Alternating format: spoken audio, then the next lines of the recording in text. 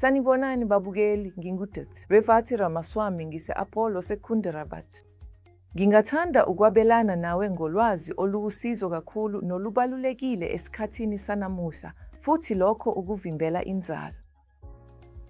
Namuhla, isiko selifana kakhulu nalelo lasentshonalanga. Amantombazane amaningi angashadile asebenza ngokocansi, futhi okumele ukwazi ukuthi sicela uxhumane nodokotela wesifazane ukuze uthole iseluleko esifanele sokuvimbela ukukhulelwa noma ukuthi ungakugwema kanjani ukukhulelwa okungafuneki. Kungani lokhu kubalulekile kangaka? Ukukhulelwa okungafuneki ngakunye enifika nathi nifikela ukukhipha isisu kusibuhlungela kakhulu, ngoba ukukhipha isisu ngakunye kungalimaza ingaphakathi lesibeletho, umfamelo ongaphakathi esibelethweni.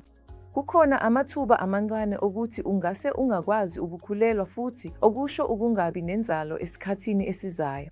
Ukukhipha isisu nakho kungaba nezinkinga zakho. Awucabangi-ke ukuthi kubaluleke kangakanani ukuthi uhlele ukuthi ungakhulelwa kanjani? Kunezinketho eziningi ezitholakalayo, futhi ikakhulukazi kumantombazane, udinga ukugcina ukulawula nawe. Kulesi simo, indlela engcono kakhulu iwumuthi wokuvimbela ukukhulelwa owisayo, ozonikezwa udokotela wakho.